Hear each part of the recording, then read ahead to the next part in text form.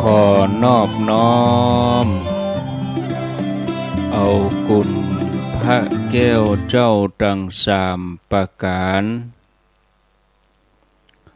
อันมีพระพุทธพระธรรมพระสงฆ์กุณพ่อกุณแม่กุณครูบาอาจารย์กุณศีลธรรมกรรมฐาน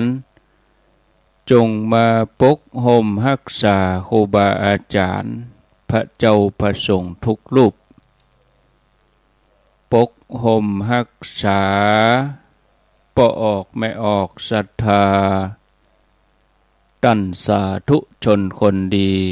ผู้สนใจใฝ่ในธรรมทุกท่านขอถวายความเคารพแสดงความนับถือพระมหาเถระ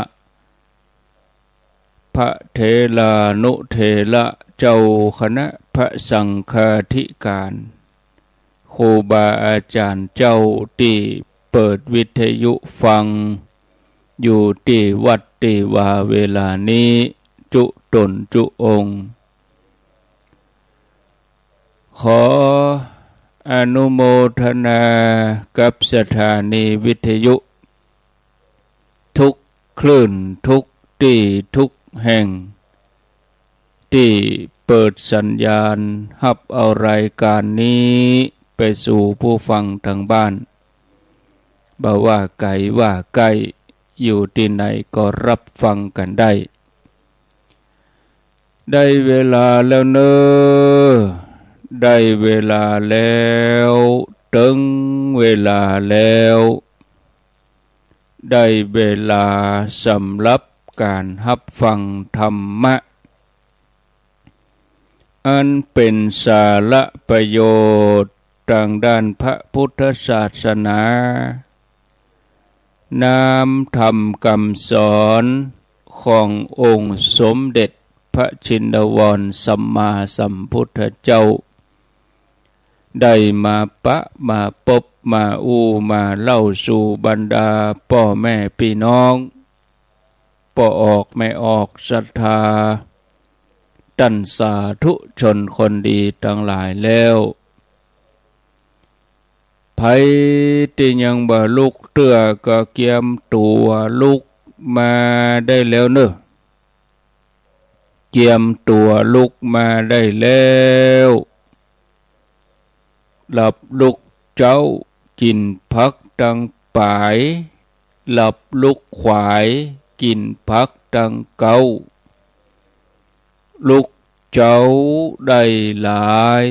ลุกขวายได้น้อยหลับลุกเจ้าเป็นเจ้าตั้งหลายหลับลุกขวายป่าเฮือลูกหลานเป็นหนี้เป็นค่าเนอะตื่นมาอย่าเนอลุกมาอย่าเนอลุกเนอลุกเนอลุกตื่นตื่นได้แล้วลุกได้แล้วญาติโยมท่านทั้งหลายอรุณสวัสดิ์ธรรมสวัสดีสวัสดียามเจ้าญาติโยมท่านผู้ฟังทั้งหลายยินดีต้อนรับเข้าสู่รุ่งอรุณวันใหม่ปะกันเจ้านี้เป็นเจ้าของวันพัดวันพฤหัสบดี23 กรกฎาคมพุทธศักราช2569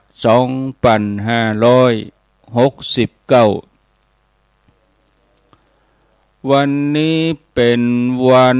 เดือน10ขึ้น9ค่ำแต่ว่าเป็นวันพระวันศีลแต่ว่านี่เป็นวันพระวันศีลวันนี้9ค่ำเหลือเวลาแถมอาทิตย์เดียวติดหน้านี่ก็จะเข้าพรรษาแล้วญาติโยม วันปุดวันพัดหน้านี่เข้าพรรษาถ้าเราจะนับวันก็เหลือเวลาแถม6 วันต่ออันน่ะเนาะเพราะตะวานี่เป็นวันศีล8 ค่ำศีลหน้าก็เป็นวันเดือนเพ็ญเป็นวันเดือนเพ็ญ15 ค่ำเข้าพรรษาศรัทธาไปวัดไปวากันวันที่29ตุเจ้าครูบาอาจารย์อธิษฐานเข้าพรรษาวันที่30แล้ววันที่30นั่นญาติโยมตังเวียงป่าเป้าตังดอยสะเก็ดครูบาอาจารย์ตังเวียงป่าเป้าเปิ้นไปก็มีงานประเพณีประจำปีทุกแฮม1 ค่ำแฮม1 ค่ำเดือน10เปิ้นมีงานอะไรอย่างเปิ้นมีงานสักการะไหว้สารูปเหมือนของครูบาอาจารย์พระเดชพระคุณพระสุนทรปริยัติวิกรม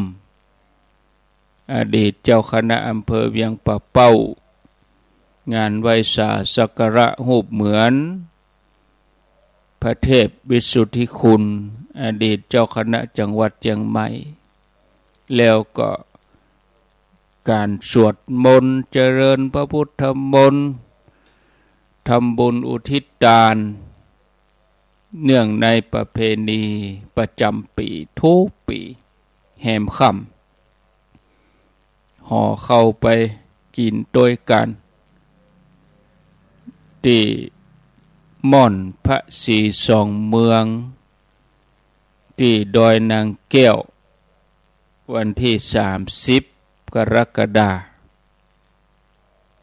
อันนั้นก็เชิญชวนญาติโยมท่านทั้งหลายว่างเว้นก็เจริญพรเจิญไปร่วมกันได้ปะกันแล้วบ่เฮือได้ขาดแคลวเสียเวลาก็จะมาอู้ถึงเรื่องกิจกรรมที่เราจะไปร่วมกันถวายเตียนตาลเตียนในวันที่14 15 16 สิงหาคมตอนนี้เรื่องรถใกล้จะลงตัวแล้วเรือแฮม2 คณะก็ขจายเห่งเข้ามาขจายเห่งแจ้งข้อความแจ้งข้อมูลถึงบอกว่าบ่อยากจะเอามาอู้ในสถานีเพราะว่ามันเปลืองเวลาเปิ้นไปอู้กันที่กลุ่มไลน์มันเฉพาะกลุ่มมันดูต่างอู้ถ้าเอามาอู้ในวิทยุคนที่เปิ้นบ่ไปก็มีนักหลายเปิ้นจะรำคาญหัวแต่คนที่จะไปบางทีก็บ่ได้สนใจก็จะแน่ฟังจะล้อฟังกับวิทยุอันนั้นก็ต้องไล่หากันคนเก่งอู้หมอกพอให้พอดีเอาจะเอากำหนดการแบบละเอียดยิบมาอู้นะคนที่เบิ่นบ่ไปเพิ่นก็จะโอ้เพื่อจะได้ไปเพียงแค่300-400 คน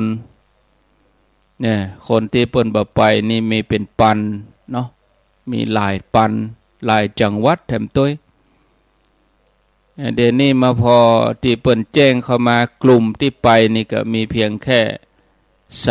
3-4 จังหวัดเฮาเนี่ยมีลำพูนมีเชียงใหม่มีลำปางมีเชียงราย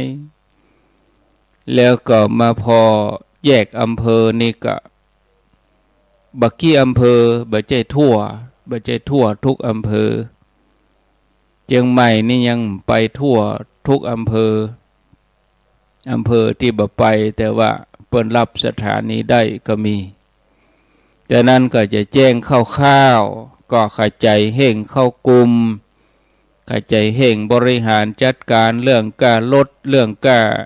รายละเอียดการใช้จ่ายอย่างต่างๆให้เรียบร้อย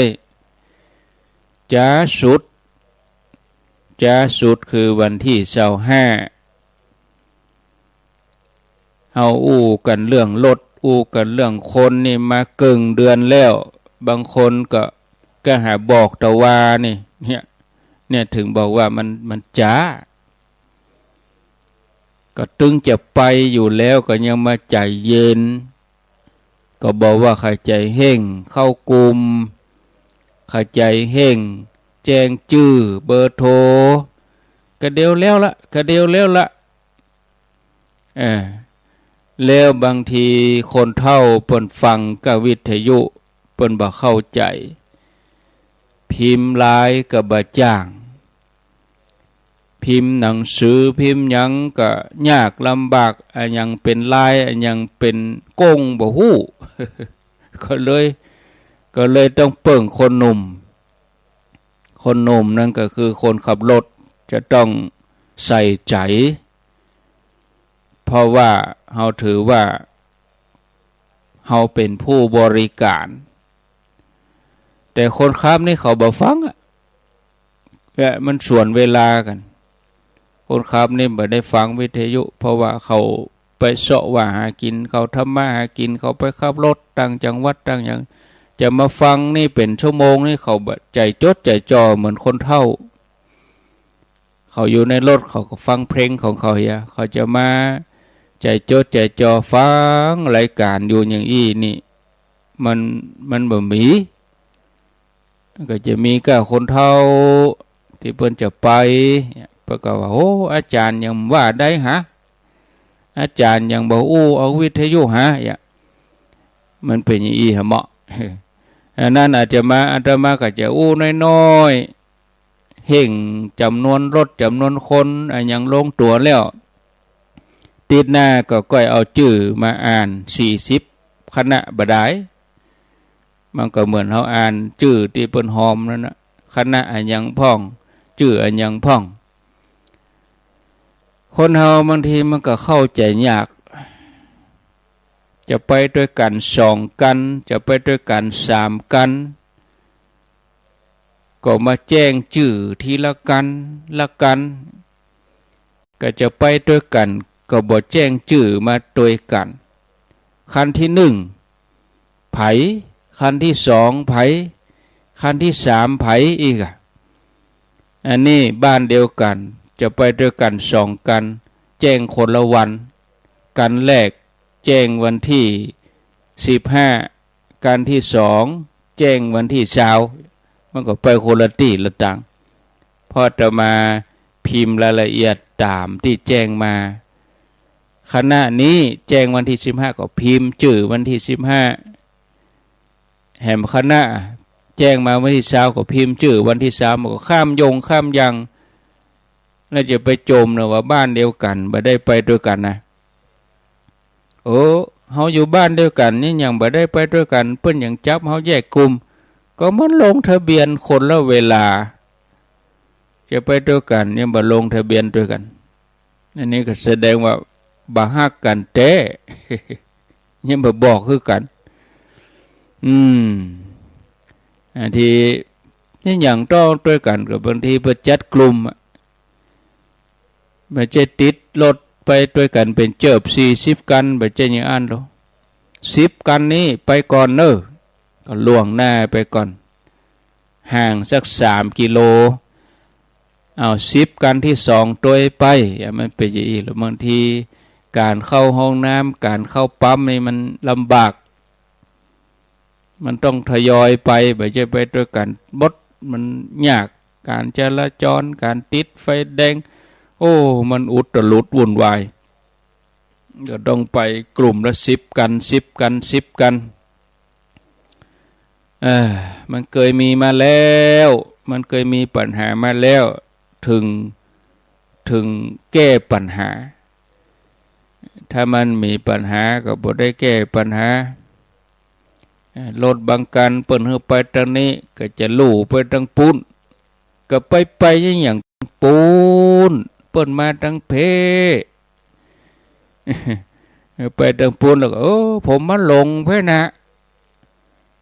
เปิ้นปดตานแล้วละนั่นเนาะปองเฮามาตั้งเพบ่มาผมเคยมาตั้งนี้นะมันตังลัดมันตังลัดกับปลากันลัดเข้าป่าเข้าโคปุ่นเนี่ยมันก็สร้างความปวดหัวคือมันรายละเอียดมันปีกย่อยมันนักญาติโยมจะมาอู้ในวิทยุก็ยังว่าคนที่เปิ้นบ่ไปเพื่อก็จะรำคาญนั่นเนาะอันนั้นก็คือไปอู้เฉพาะกลุ่มเฮาก็ใจเฮงเข้ามาเห็นเน้อจะคือเวลาตึกเตียงวันนี้เน้อไผที่ฟังรายการจะเดินทางไปจานเตียนเดือนหน้า14 15 16สิงหาผู้นำบุญเอาคนที่อู้หูเรื่องนั้นเข้ามาในกลุ่มคนที่อู้บ่หูเรื่องก็บ่ต้องเอาเข้ามามันถึงจะป่วนอู้บ่หูเรื่องเนี่ยกระจายเข้ามาเหีย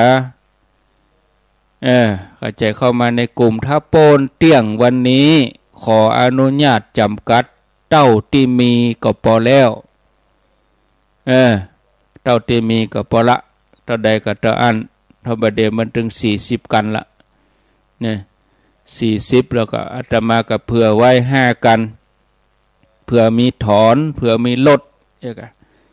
มันจะมีแล้วบางทีเกิดฉุกเฉินบ่ได้ไปแล้วยกเลิกกันถึงโมก็หายไปกันละจึงมีโลเนาะญาติโยมเอาละเนอะไปก็กินเวลาเปิ้นพอจะ5 โมงครึ่งแล้วเนี่ยวันนี้จะถึงสาระธรรมะอยู่2 หัวข้อสาระธรรมะอยู่2 หัวข้อสาระธรรมะที่ชื่อว่านึกไว้แล้วก็ความบ่มีโรค2 หัวข้อนี้เนี่ยท่านผู้ฟังญาติโยมทั้งหลายการหู้ตามความเป็นจริงเนี่ยให้เฮาเข้าใจปัญหาต่างๆได้อย่างถูกต้องดีขึ้นตัวอย่างเฮาได้พบได้ยินได้ฟังข่าวว่าเจ้าหน้าที่ตำรวจจับปอใจคนหนึ่งที่เฮาฮู้จักดีแล้วก็ฮู้ล่วงหน้าแล้วว่าสักวันใดนายคนนี้มันต้องโดนยับแน่นอนเพราะมันลึกเพราะมันหายมันเป็นมิจฉาชีพมันเป็นผู้ค้ายาค้าของสิ่งผิดกฎหมายเนี่ยพอร่างกายมันก็ตึงพอออกเลยคนติดยานี่หน้าตาผิวพรรณเปิ่นห้องว่าบอกยี่ห้อฉะนั้นเมื่อเขาโดนยับโดนจับเนี่ยเขาก็ว่าตึงว่าแล้วตึงว่าแล้วนึกแล้วเนี่ยเราอ่อนคนหนึ่งซื้อรถเครื่องมาขี่ตอนที่เปิ้นออกร้านมานี่ก็เสียงก็เงียบจัดดีแต่ว่าเราอ่อนวัยรุ่นนี่เขาบ่สะใจขี่อย่างใดมันบ่สะใจมันบ่ปองให้เปิ้นได้ด่า เป็นเนี่ยจะได้ให้เปิ้นด่าเนี่ยจะได้ให้เปิ้นจังซื้อรถเครื่องมาออกร้านมาที่จริงร้านบริษัทเปิ้นแปลงมาก็คือมันเงียบรถบิ่งเงียบเนี่ยมันม่วนคนบ่เดียวนี่รถบ่คือมันเงียบมันดังไว้ก่อนคือมันเสียงดังคือเปิ้นได้จังก็ซื้อมาก็เอาไปแปลงต่อเอาไปดัดแปลงเอาไปแปลงต่อบิดกรรมให้มันดังสนั่นถึงบ้านเนี่ยคนได้แจ้งได้ด่าให้คนได้จมทำให้คนอื่นนั่น เออกวนประสาทแก้วหูแทบแตกคนเฒ่าตกอกตกใจบิดขึ้นกองล่องกองบึ้นบึ้นบ้านบ้านตั้งกลุ่มขึ้นมา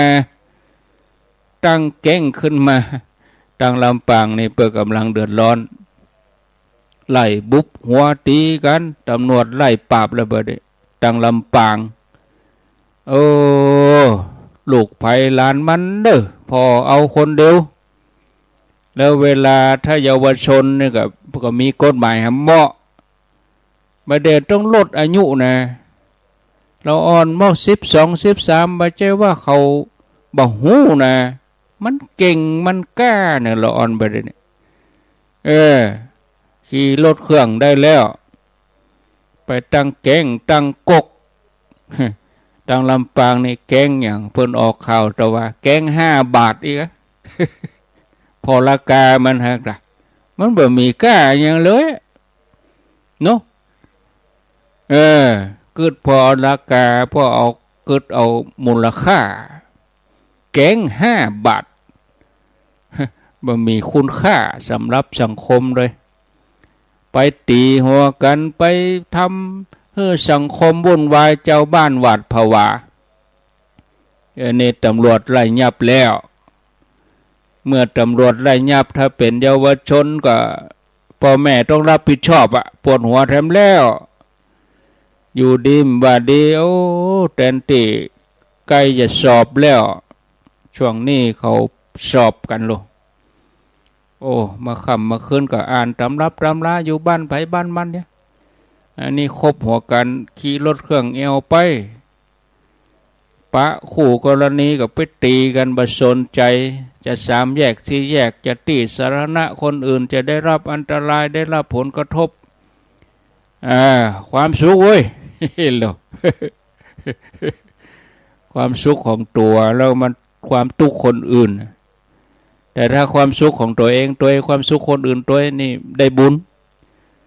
อย่างกับครูบาอาจารย์เปิ่นออกรายการวิทยุเนี่ยเปิ่นฮือธรรมะเปิ่นก็เสพธรรมะไปโดยเปิ่นก็ดื่มด่ำกับรสพระธรรมเปิ่นก็ศึกษาค้นคว้าเปิ่นก็มีความสุขในการเทศน์การสอนศรัทธาได้ยินได้ฟังในรายการวิทยุก็ม่วนใจในการฟังเทศน์เนี่ยมีความสุขถึงกูแต่ถ้าสร้างความทุกข์ฝ่ายใดฝ่ายหนึ่งนี้มันบ่เป็นบุญอันนี้ก็เหมือนกันเราอ่อนวัยรุ่นตั้งแก๊งตั้งกกคบกันขี่รถเสียงดังทางสร้างความเดือดร้อนให้เจ้าบ้านตัวเองมีความสุขอาตมาว่าโอ้เจ้าหน้าที่ตำรวจนี่ถ้าเปิ้นยับได้นะหมู่ที่แปลงต่อดังๆนี่นะรถเสียงดังนี่นะเอาถ้าเปิ้นยับได้เนี่ยมีห้องหนึ่งก็เอากว้างก็กว้างยังได้ก็ตามใจเอามอกคือเขาไปอยู่หั่นปอกลุ่มเขาเอาแก๊งนี้มี10 คน20 คนเอามาอยู่ห้องนี้ห้องนี้มันเป็นห้องเก็บเสียงเนอะสูดอ่อนทั้งหลาย เอาก่อนจะลงโทษอย่างก็ตักเตือนก่อนนะตักเตือนโดยวิธีเอารถเครื่องของเขานั่นแหละยกขาตั้งขึ้นเนี่ยเอานั่งขึ้นควบเอาเธอเขาอยู่ในนี้เอานายคนนี้ชอบขี่เสียงดังกะเอาเจ้าหมู่แก๊งมีกี่คน10 คนเอานั่งแวดรถเครื่องเอานายคนนี้บิด บิดอยู่ในห้องหัน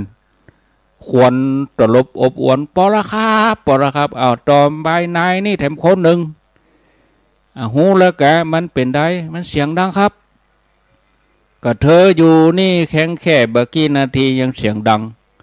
เธอยังรำคาญแล้วเธอไปบิดขึ้นกองหล่องกองเจ้าบ้านบ่รำคาญก็ขี่อย่างอี้ทุกวันครับผมลาบแล้วครับต้องเจออย่างนี้จากนั้นก็เรียกผู้ปกครองมาก็ต้องอบรมมาดูแลลูกไผ่ลูกมันถ้าแหมเตือนนี่เหมียนะประเด็นนี้จะยืดรถเครื่องนี่ก่อน1 เดือนอีกอันนี้ยับแล้วก็ปล่อยเนี่ยมันก็ไปสร้างความเดือดร้อนติ๊กนี่ญาติโยมเนาะแต่ว่าบางที นักทั้งหลายนักร้องนักสิทธิมนุษยชนก็จะว่าทำเกินกว่าเหตุเขายังเป็นเด็กอยู่พ่อแม่ก็ป้องเอาลูกฉันเป็นเด็กดีนี่อันนี้มันก็ลูกไผ่ก็ใจมันแต่ญาติโยมจะบดีอย่างใดก็ดึงปกป้องลูกว่าดีลูกดีอยู่ติ๊กเอาว่ากันถึงเรื่องว่านึกแล้วโพสไปแผ่วแก๊งต่างๆอันนี้ก็เหมือนกันนะญาติโยมอู้ถึงซื้อรถเครื่องมาดีบอกว่าดีเอาไปแปลงต่อทำให้เสียงดังวันหนึ่งถ้าเฮาทั้งหลายหู้ข่าวว่า ละอ่อนคนเนี้ยเอารถเครื่องกันเนี้ยไปบวกกับ10 ล้อ ไปบวกกับรถใหญ่คำว่าไปบวกคือไปโจรน่ะเรียบร้อยแข่งหักค้างหันสมองเหี่ยเบ้อเฮาก็หู้ได้ทันทีว่าโอ้ตึงนึกแล้วสักวันนะตึงนึกไว้แล้ววันใดวันหนึ่งต้องเป็นอย่างนี้เปิ้นมีภาษิตบาลีรองรับไว้เหมือนกันรองรับไว้เหมือนกันยะถาปัจจยังปวัตตันติสิ่งที่ปัจจัยปรุงแต่งขึ้นย่อมเป็นไปตามปัจจัยนั้นถ้าจะฟังอธิบายความหมายง่ายๆความหมายที่บ่ใจเป็นคุณมหาก็หมายความว่ามันถึงจะเป็นอย่างนั้นอยากเนาะเพราะมันเป็นธรรมดาเป็นคนชอบขึ้นต้นไม้ถ้าเขาตกต้นไม้มาเขาก็ต้องว่ามันต้องเป็นอย่างนั้นเป็นคนชอบกินชอบแอวถึงวันใดวันหนึ่งมาก็จะต้องเสียทรัพย์เสียเงินเสียทองเสียทรัพย์สินเสียเวลามันถึงเป็นอย่างนั้นเป็นคนชอบเล่นน้ำวันใดวันหนึ่งก็จะต้องจมน้ำตกน้ำนี่มันต้องเป็นอย่างนั้นจัตตาญาติโยมผู้ใดทำอันใดมันจะเป็นไปอย่างนั้นนะศรัทธาญาติโยมทั้งหลายมันต้องเป็นอย่างนั้นเองบางคนชอบเล่าติฉินนินทาคนอื่นตัวเองก็จะต้องเป็นอย่างนั้นโดนติฉินนินทาเหมือนกันเขาก็จะต้องปงทุกสิ่งอย่างมันเป็นอย่างนั้นไปตามเหตุตามปัจจัยเหตุเป็นอย่างใดผลก็เป็นอย่างนั้นสิ่งที่เป็นปัจจัยปรุงแต่งมาถ้าปัจจัยที่ปรุงแต่งมันบ่แข็งแรงมันบ่ถาวร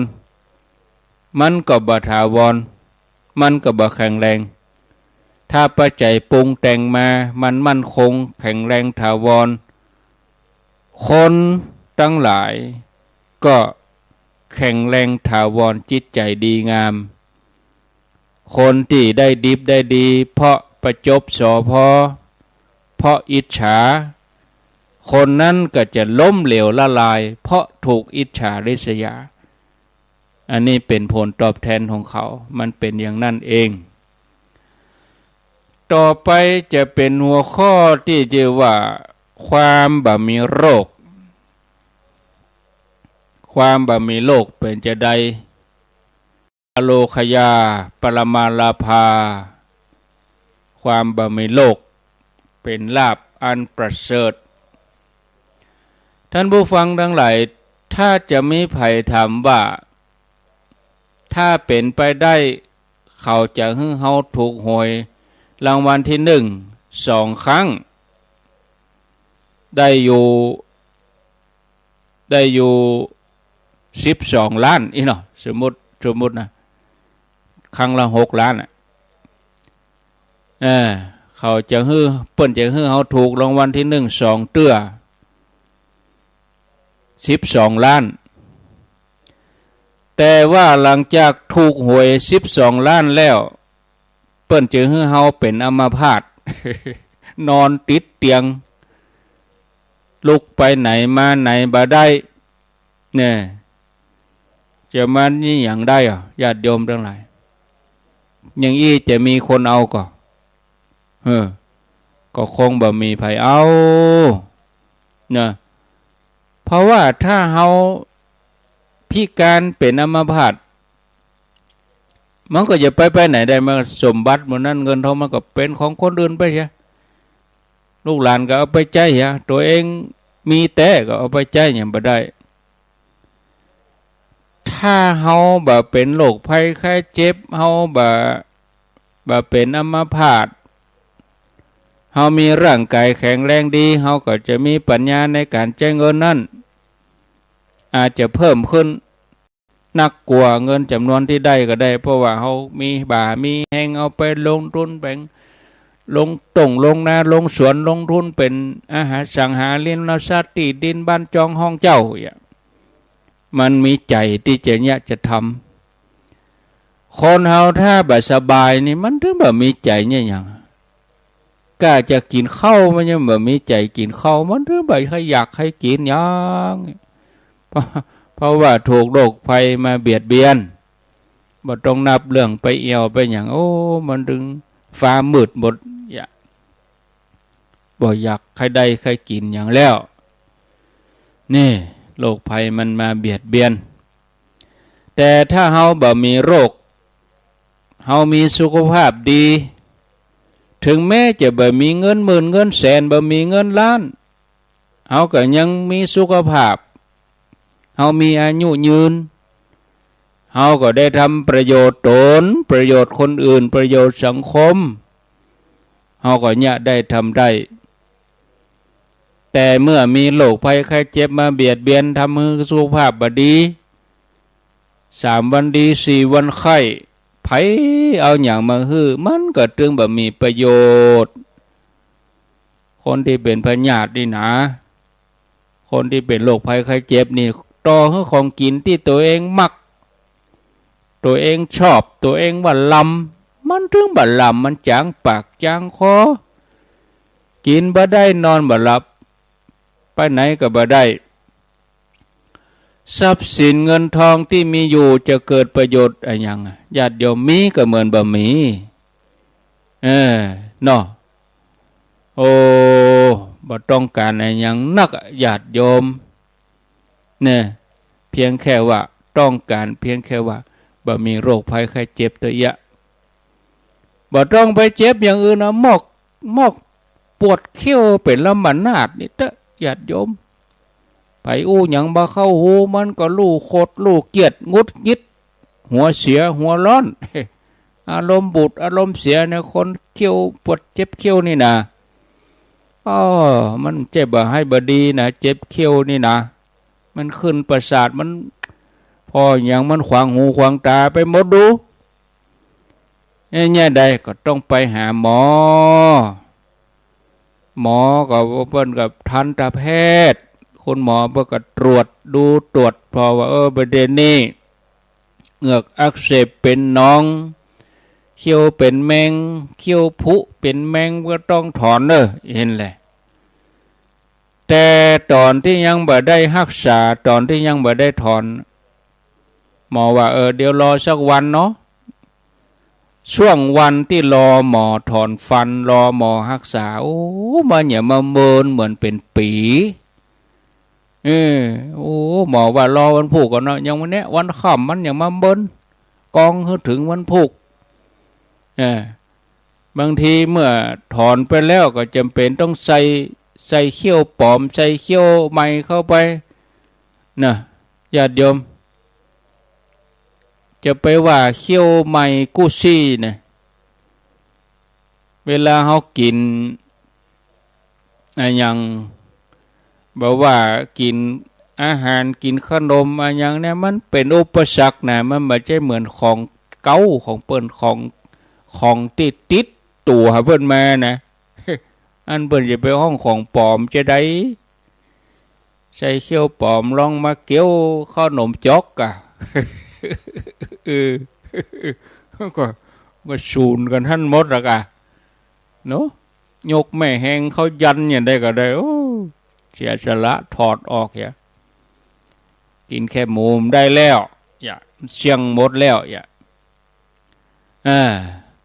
อย่าว่าแต่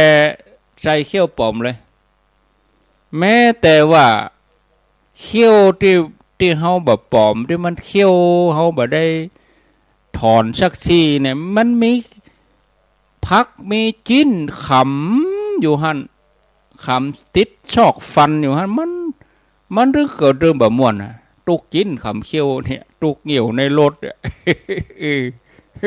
ถ้าบ่เอาไม้จิ้มฟันออกเอาออกมันเรื่องแบบม่วนแล้วเอาอันลิ้นเชาะอยู่หันละแล้วมันเกิดความรำคาญนะเนี่ยแล้วที่เอาอันปลอมๆใส่ใหม่ๆมันจะติดคัดขนาดไหนมั้ยน้ำลายปุวันค่ำเอาลิ้นคุยอยู่หันวันค่ำเอาลองนึกพอ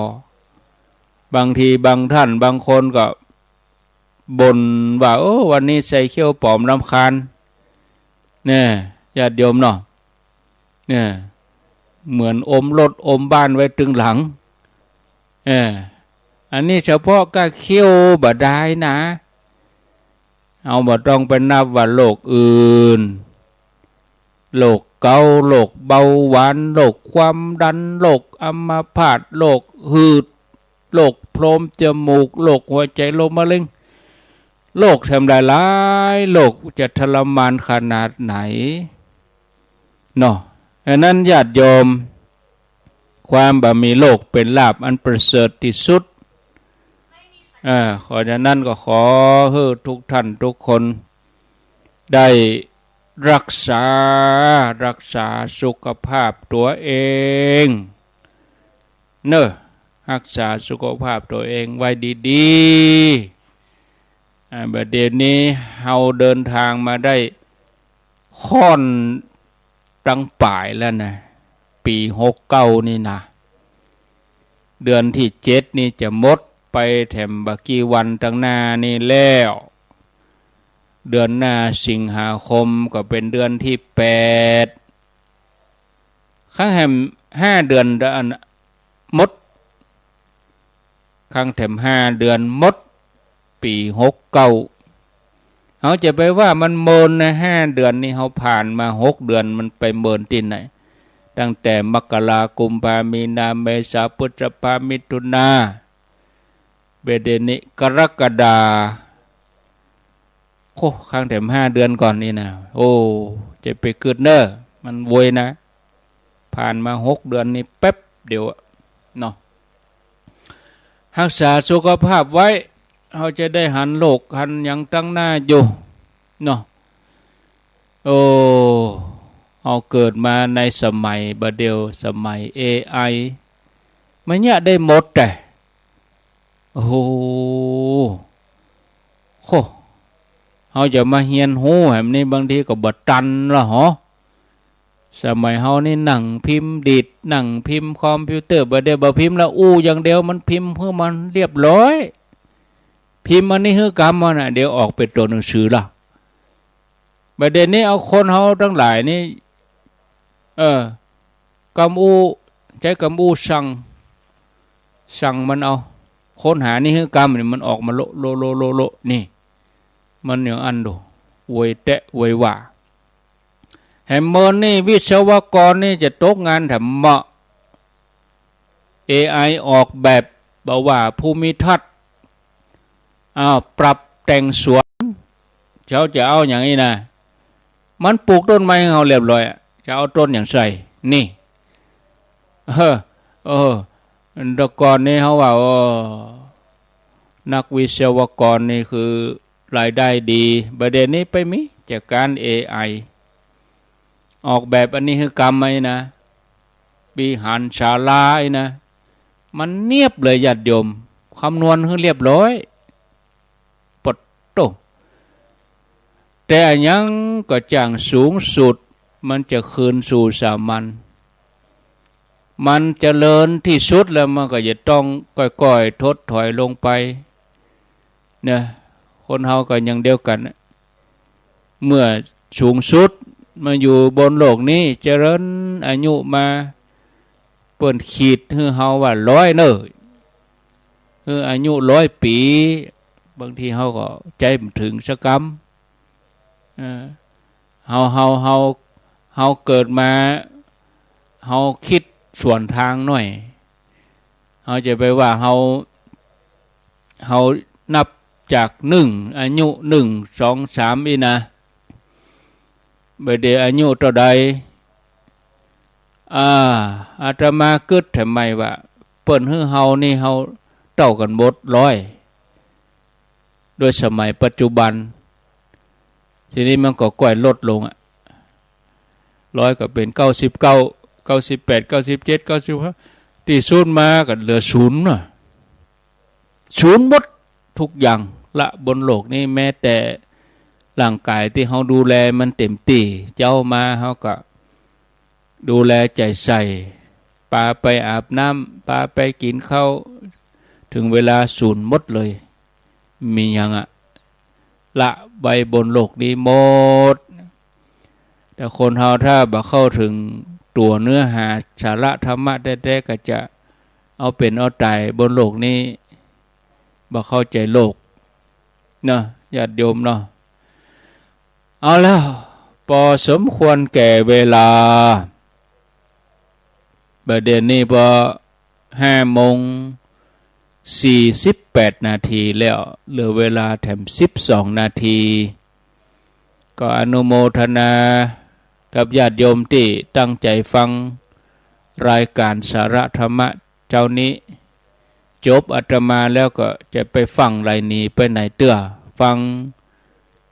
หลวงปู่ตุลุงดอยพระครูปฏิพันธ์ธรรมทินวัดพระธาตุม่อนจอมพอวัดอรัญญวิเวกคีรี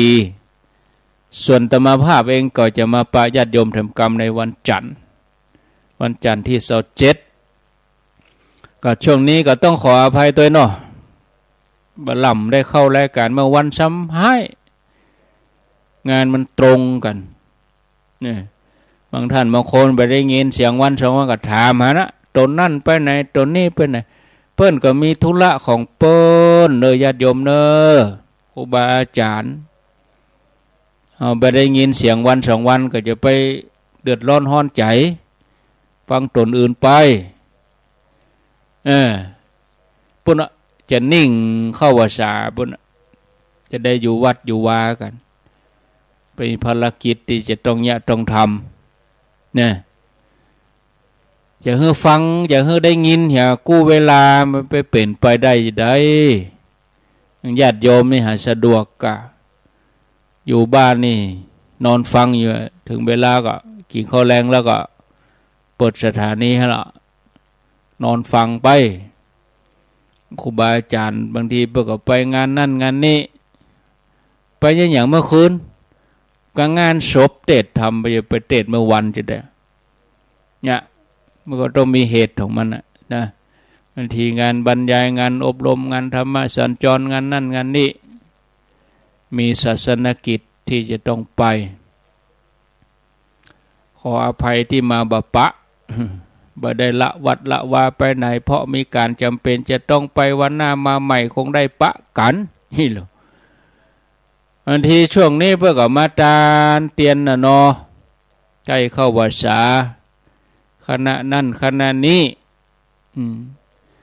บางทีก็ใกล้เข้าภาษาใกล้วันมาก็ศรัทธาประกอบมาตานคันเข้ามาอย่าโยมทยอยเนอะทยอยตานถ้าเขาจะทานวันที่29 โมงก็น้ำนองเพื่อกินบะแป้ทยอยตานตั้งแต่วันนี้ไปเลยถึงวันที่29มาก็ใส่ขันแก้วทั้ง3ใส่บาตรอย่างเดียวเอาบ่ต้องเอาครัวไปผดุงพลังเป็นบรรลุนบรรจุนมันกองโง่นมันกินบะแป้เป็นแหนตานวันเดียวแต่ถ้าคนเข้าใจนี่เพื่อก็ทยอยไปตานก่อนเข้าพรรษาติด1เขาทยอยไปตานเนาะพระเปิ้นได้กินได้ใจพระเปิ้นได้ฉันมันก็บ่ได้ขว้างเขาไปตานมาเดียวมันกองมันก็กล้าปั่นปอนกับพ่อบ่ขยากแล้วบางทีเขาไปเปิ้นยังบ่ฉันนี่มันหนักล้ำกินบ่ตันทยอยไปตานเอาญาติโยมทยอยไปตาน เห็นไปได้กับถวายเป็นเพนไปเลยเปิ้นดูต่างฉันดีอุทิศบุญให้บรรพบุรุษพ่อแม่เฮาเลี้ยงถึงวัดเลยอันนี้ได้ประโยชน์นี่เฮาไปตานวันนั้นก็อันนั้นหน่อยอันนี้หน่อยของพระสงฆ์เวลาปั่นปอนมาถอกรวมกันต้องมานั่งคัดแถมอันนี้ข้าวสุกอันนี้ข้าวสารอันนี้ของกินอันนี้ของหวานอันนี้บางทีเละหมดนะญาติโยมพาบ่เต้าเป็นซี่เป็นซิกอีนะพาเป็นแว่นนะถึงเวลาเอาไปเทอยู่หั่นกองเละหมดได้ฉันอะเอาตานเป็นแกนบางทีบ่แล้วใจยัดสัตว์โยมบ่แล้วใจศรัทธาธรรมะพาเป็นครบอันนี้กีบนี่ของอีป่อครบนี่ของอีแม่ก็ใส่ไปแกนไปเลยเพิ่มบ่ใจมันนั่งโบะอย่างเฮาดูมันไปเข้าติบน้ำติบอย่างเปิ้นปั่นปอนนะกลับกลายเป็นข้าวติบน้ำติบ10ประการอันใดที่เปิ้นขาดสิ่งมูลนี้ก็เป็นอันนี้ส่งไปเติมไปมันไม่ใช่ลอยไปมงลงอย่างที่เฮาตานรู้เอาที่คิดถึงประโยชน์คนอยู่ตัวประโยชน์คนเป็นเนี่ยตานให้มันได้เกิดประโยชน์ไม่ใช่ว่าตานแล้วเอาไปทิ้งขว้างก็บ่เกิดประโยชน์เนาะญาติโยมเขาก็คิดใหม่ทำใหม่เอากึดใจได้บางวัดเปิดมีความจำเป็นจะต้องใจของอันนี้กับเบื้องกาเขาก็ตานได้โลกับเบื้องไม้กวาดเนี่ยน้ำยาล้างห้องน้ำเนี่ยบ่เจ้ว่าเขาตานไม้กวาดตานน้ำยาล้างห้องน้ำจะได้กินอันนั้นก็ไม่ใช่ได้บางคนก็บ่เข้าใจนะมันตานตามที่ได้ใช้ประโยชน์ตามที่เพิ่นต้องการแล้วเพิ่นได้ใจแท้ๆมันก็เกิดบุญเกิดกุศลแต่ส่วนจะตานขันเข้าก็ตานไปแถมอันหนึ่งแถมอย่างหนึ่งนะคนเฮาบางทีเขาคนบ่เดียวเขาแบบจะได้ขาดความรับผิดชอบก่อนเข้าพรรษานี่มันจะมีข่าวเกี่ยวกับวงการพระศาสนานักยิ่งใกล้วันสำคัญนะญาติโยมต้องนักแน่นขึ้นนักเนี่ยเอาเหมาะปล่อยข่าวออกมากำน้อย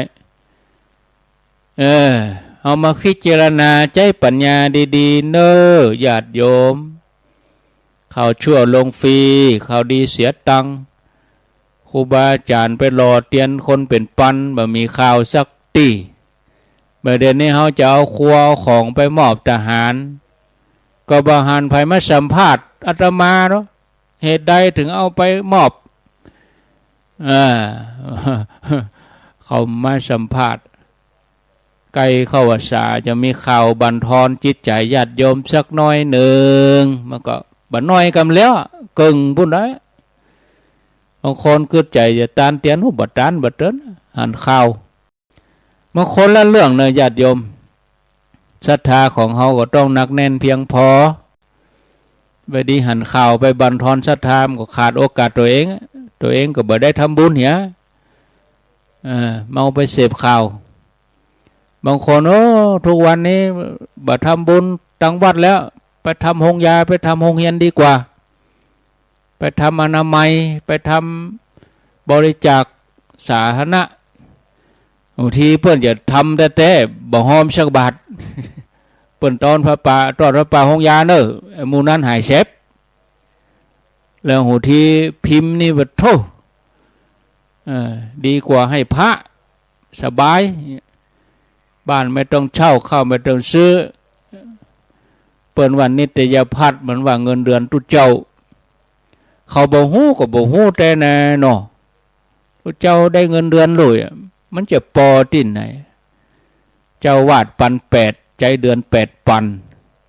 ก็ญาติโยมกินถึงวันเท่าใดญาติโยมบ่คิด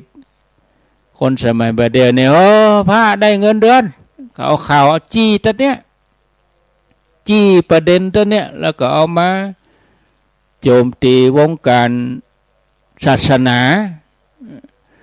บั่นทอนศรัทธาให้เกิดขึ้น